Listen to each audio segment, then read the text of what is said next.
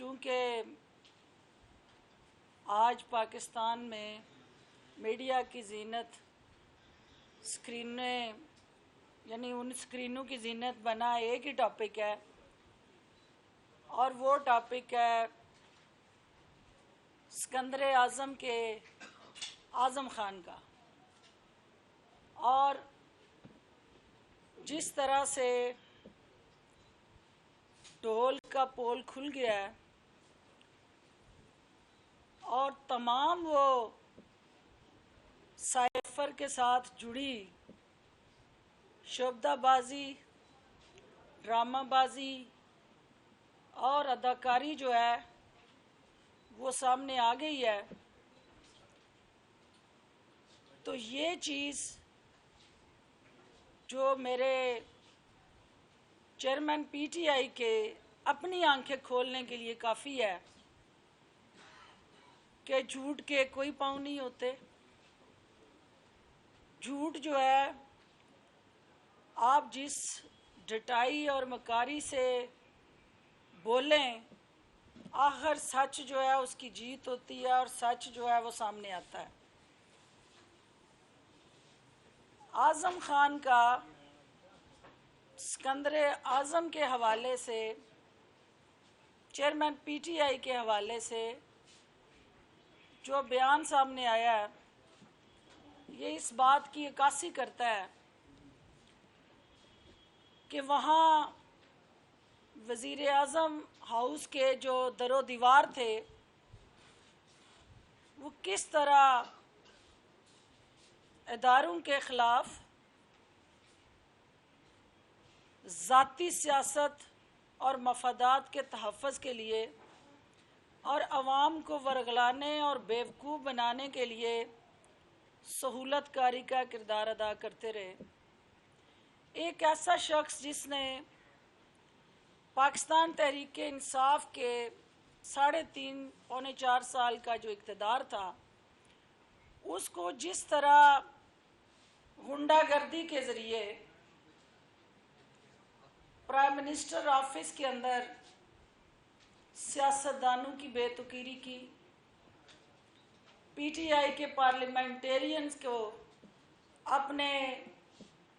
جارحانہ رویوں کی وجہ سے پارٹی سے دور کیا، جس نے مسلسل ایک ایسا گھیرا چیئرمین پی ٹی آئی کے گرد اور سابقہ وزیر اعظم کے گرد بنا، اور جیسے مکڑی جال بن کے ایک حصار بناتی ہے،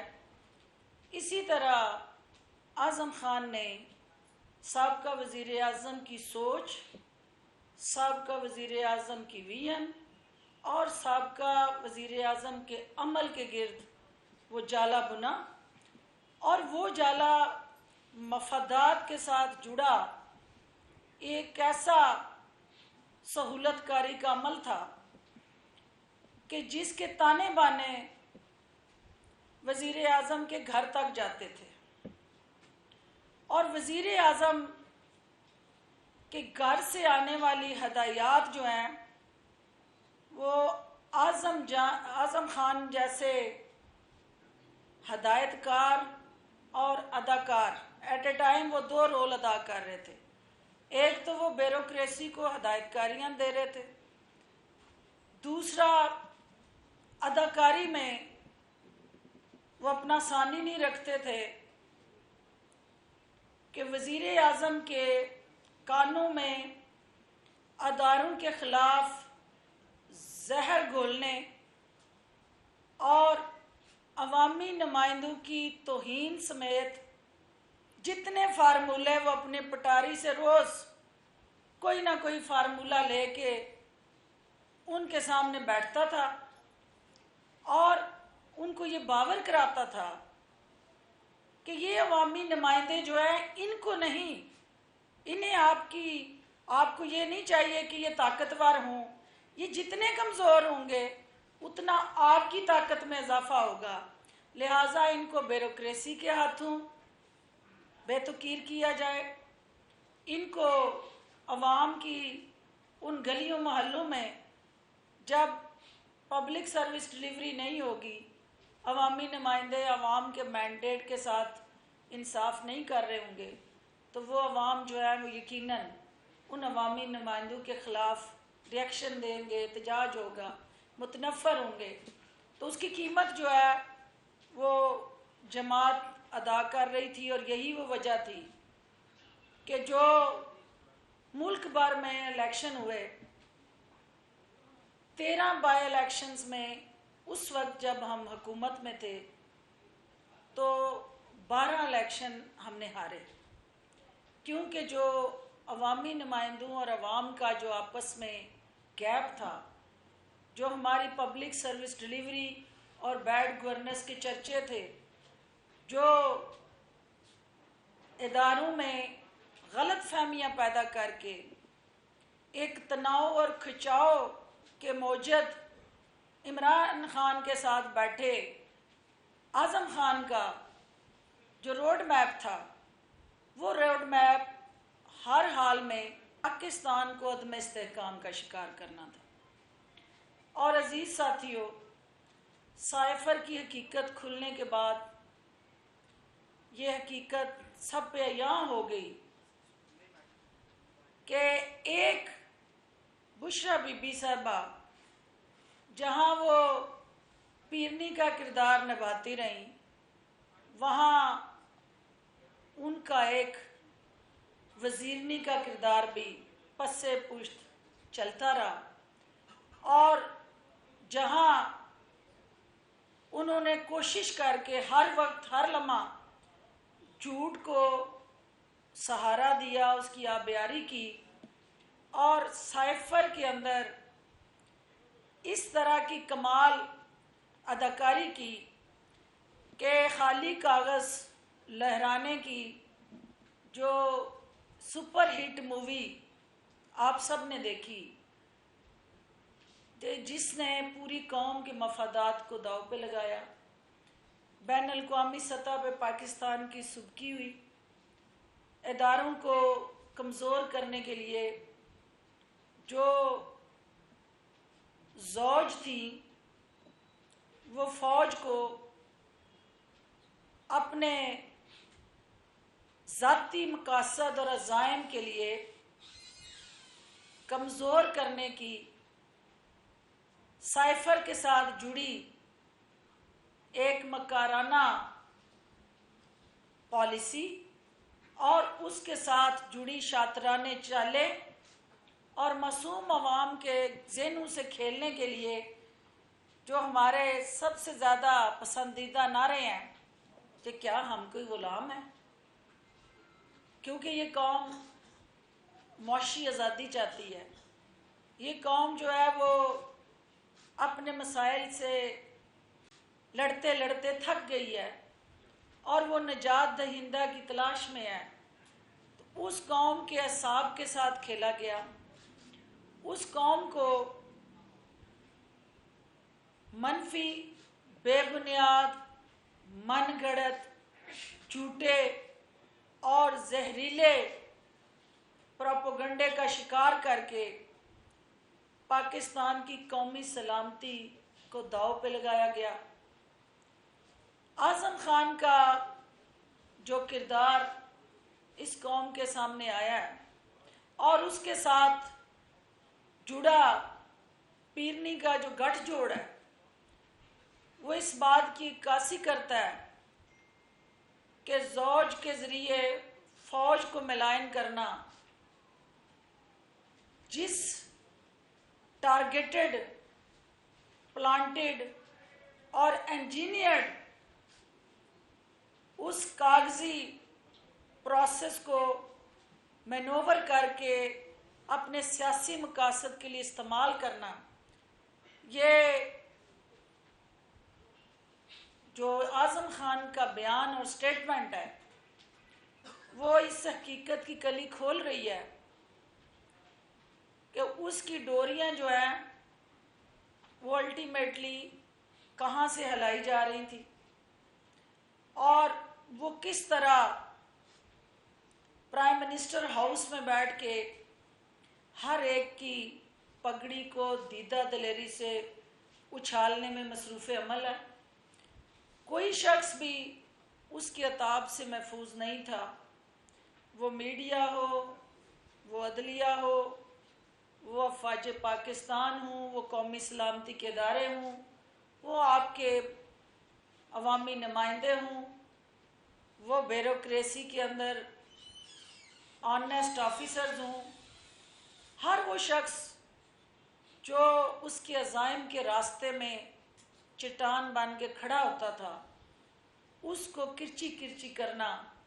ملیا میٹ کرنا اور اس کو اپنی سوچ کے ساتھ طائب کر کے مفادات کا تحفظ کرنا، یہ وہ اعظم خان کا اصل روپ اور چہرہ تھا، جس کو اس نے خود اپنے ہاتھوں سے اپنے منہ سے بے نقاب کیا۔ لیکن آج کی پریس کانفرنس کے ذریعے میں یہ کہنا چاہتی ہوں کہ کسی کا وعدہ معاف گواہ بن جانا یا کسی کا کوئی ایسی سٹیٹمنٹ دے کے اپنے گناہوں سے چھٹکارا حاصل کرنے کی کوئی کوشش کرنا، عوام کے اندر یہ عمل جو ہے وہ قابل قبول نہیں ہے، کیونکہ جہاں اداکار، ہدایت کار اور اس فلم کے ساتھ جڑا سارے کا سارا جو گینگ ہے، جب تک آرٹیکل 6 کے تحت ان سب کو قانون کے کٹہرے میں نہیں لایا جاتا،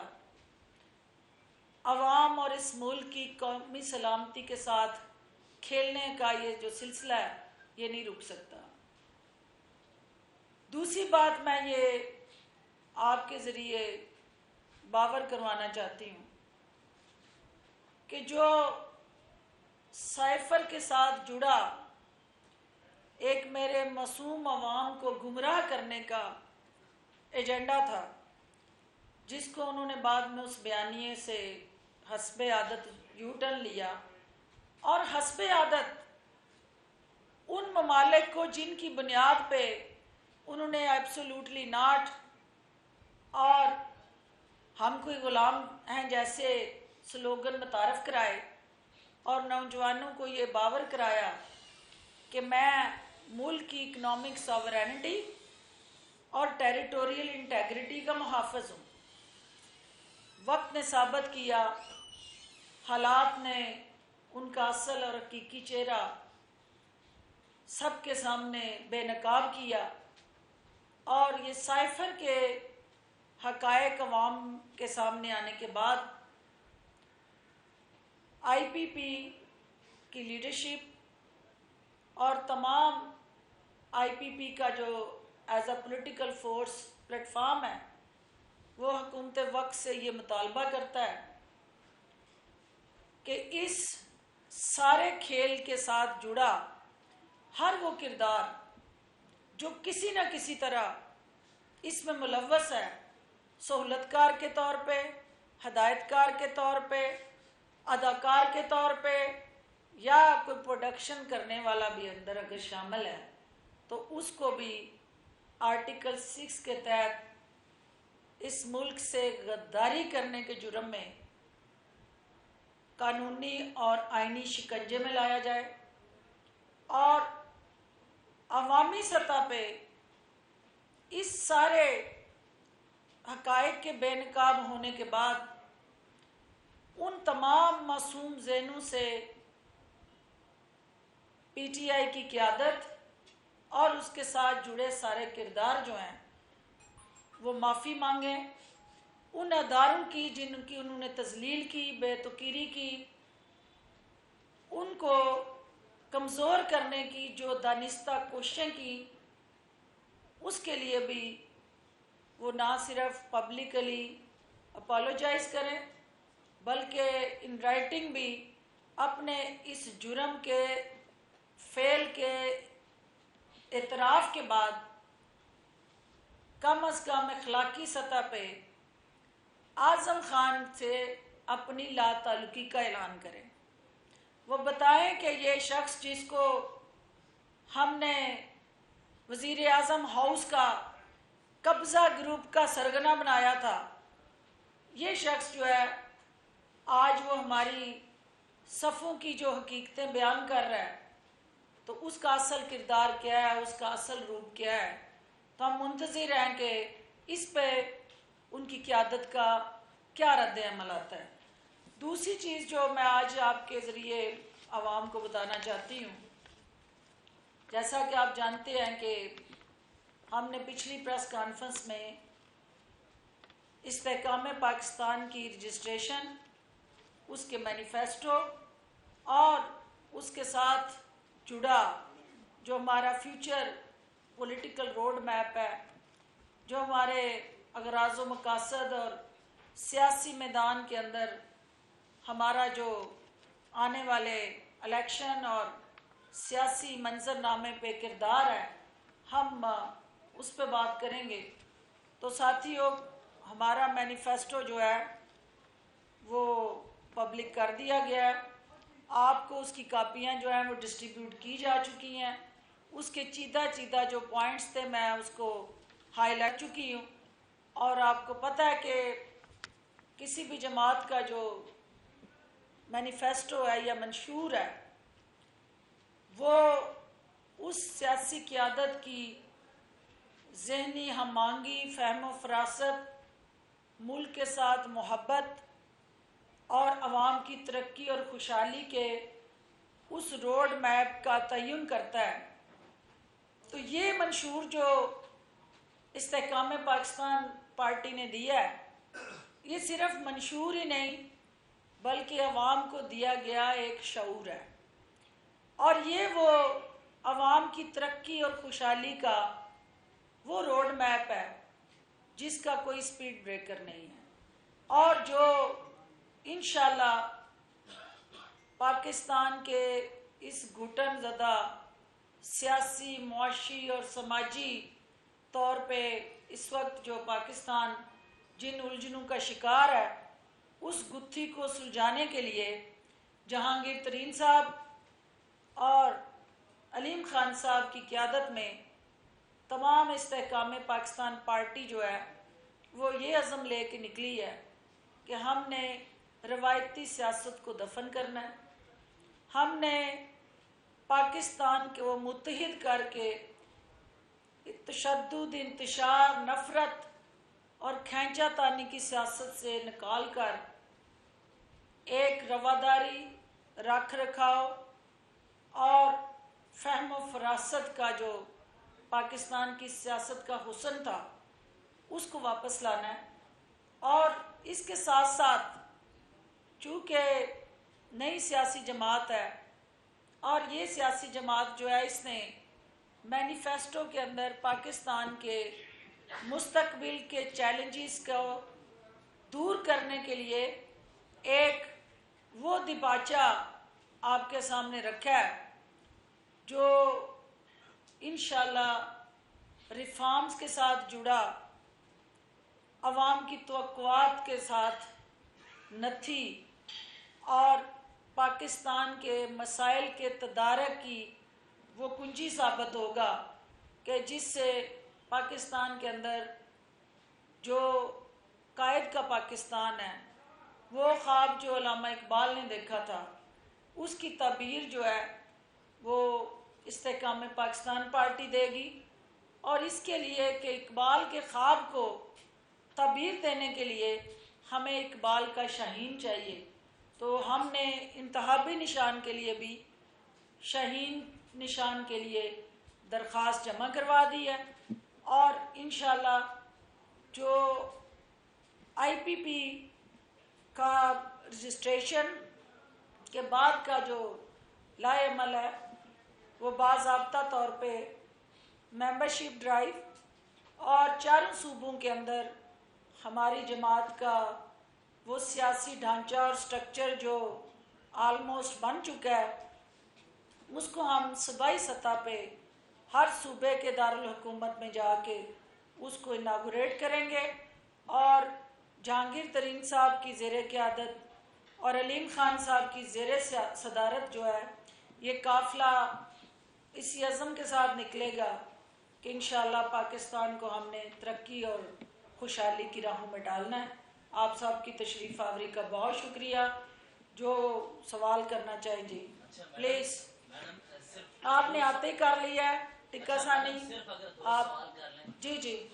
کون کرے گا جی کنڈکٹ؟ آپ باری باری، یہ استحقاق میرا رہنے دینا جی۔ میں یہ کہنا چاہتا ہوں کہ استحکام پاکستان کے منشور کے کچھ سیدھا سیدھا پوائنٹ بھی آج پھر دہرا دیں۔ دیکھیے اس دن ہم نے ایک سیر حاصل بحث جو ہے وہ کی تھی،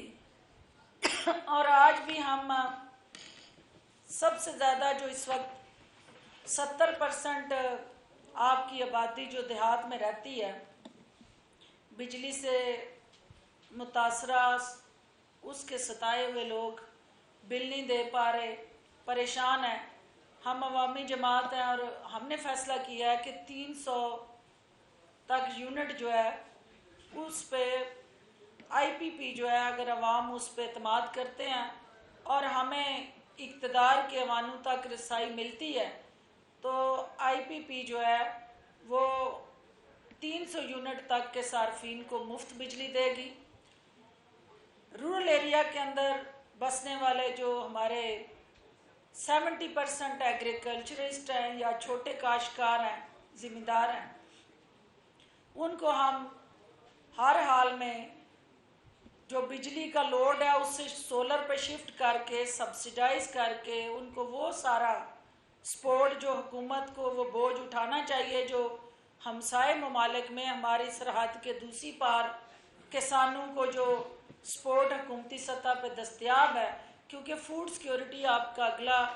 چیلنج بننے جا رہا ہے، کیونکہ جتنی تیزی سے آپ کی آبادی بڑھ رہی ہے اتنی تیزی سے آپ کے ریسورسز نہیں بڑھ رہے، اسپیشلی جو اناج آپ کا سارا امپورٹ ہو رہا ہے اور آپ کے ریسورسز ڈپلیٹ ہو رہے ہیں۔ تو آئی پی پی یہ سمجھتی ہے کہ فوڈ سیکیورٹی کو ہر حال میں انشور کرنا، پروٹیکٹ کرنا جو ہے وہ اس پاکستان کی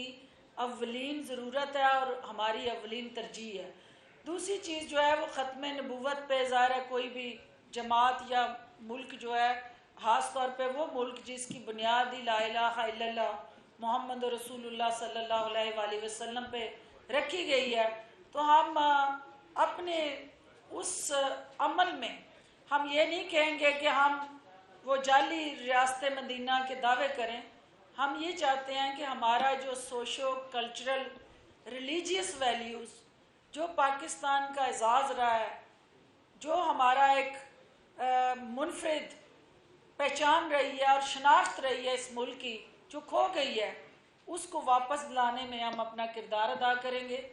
اور جو ریفارمز اس ملک کو چاہیے، کیونکہ کشمیر کا ایک بہت امپورٹنٹ ہمارا وجود کا حصہ اس وقت تکلیف میں ہے، تو کشمیر کے اندر جو ہے وہ ہندوستان کی جو اجارہ داری، غنڈہ گردی اور دہشت گردی ہے،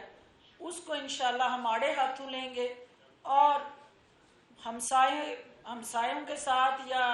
اپنے نیبرنگ کنٹریز جو ہیں ان کے ساتھ ہمارے دو طرفہ تعلقات جو ہیں وہ برابری کی بنیاد پہ ہوں گے، اور دنیا میں ہماری جو ایک سوورینٹی ہے، آزاد خارجہ پالیسی، اس کو انشور کرنا ہر پاکستانی کی خواہش ہے، اور انشاءاللہ ہم ان کی خواہشوں کے علمبردار بنیں گے۔ اس کے بعد جو آپ کا مینیفیسٹو میں نے پچھلی دفعہ خواتین یوتھ کا ذکر کیا، کوئی شعبہ بھی ہم نے آئی ٹی سے ریلیٹڈ، اسپیشلی آپ دیکھیں گے کہ آئی ٹی ہی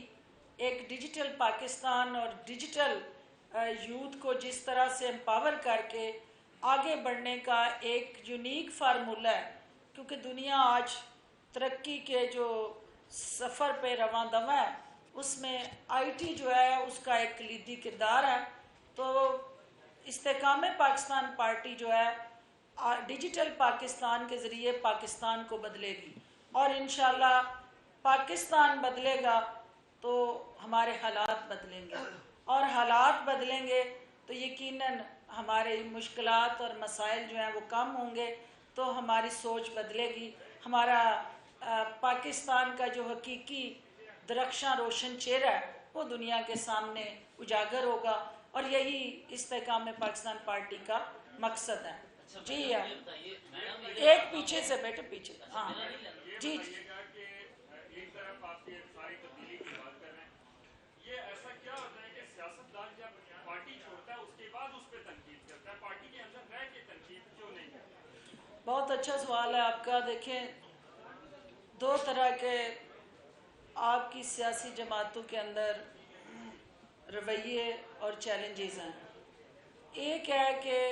پارٹیوں کے اندر جمہوریت ہو اور لیڈرشپ جو ہے وہ اپنی کمیاں کوتاہیاں یا غلطیاں جو ہیں ان کے حوالے سے پارٹی کے اندر جو رائے آئے اس کو سننے کی ان کے اندر طاقت اور استطاعت ہو. ہوتا یہ ہے کہ پارٹی کی سطح پہ جو ڈسکشن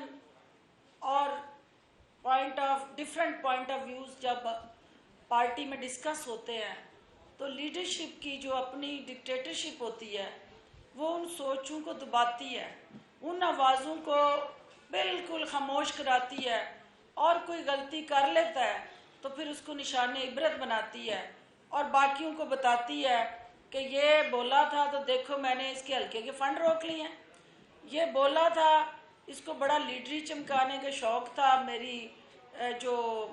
فیصلے تھے اس پہ تنقید کر رہا تھا یا کر رہی تھی تو اس کا یہ انجام کیا میں نے کہ ٹھیک ہو جائے گی طبیعت تو میرے پاس آ جائے گا. تو یہ جو سوچ ہے یہ کسی ایک جماعت میں نہیں ہے. آپ اپنے ارد گرد ہر جماعت میں دیکھ لیں وہاں جمہوریت کتنے پرسنٹ ہے، اور جب تک جماعتوں کے اندر جمہوریت نہیں آئے گی ملک کے اندر جمہوریت نہیں آ سکتی. جب وہ جماعتوں کے اس شکنجے سے اس قید سے آزاد ہوتے ہیں تو پھر وہ اپنے دل کی باتیں کرتے ہیں. جب تک وہ جماعتوں کے شکنجے میں رہتے ہیں جماعتیں انہیں جو ہے اسی طرح یرغمال ان کی سوچ کو بھی اور ان کو بھی کیے رکھتی ہے. لاسٹ جی جی پیچھے پیچھے پیچھے ایک منٹ بیٹے جی جی جی جی جی جی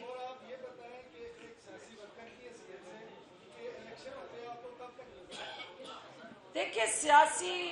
کارکن ہوتے ہوئے میں یہ سمجھتی ہوں کہ اس پاکستان کو جتنے بھی اس وقت مرض لاحق ہیں، جتنے وائرسز نے اس پہ اٹیک کیا ہوا ہے، جتنے بیکٹیریا انفیکشس ڈیزیزز کی شکل میں اس کو چمٹے ہوئے ہیں، ان کی ویکسین ایک ہی ہے جس کا نام الیکشن ہے. اور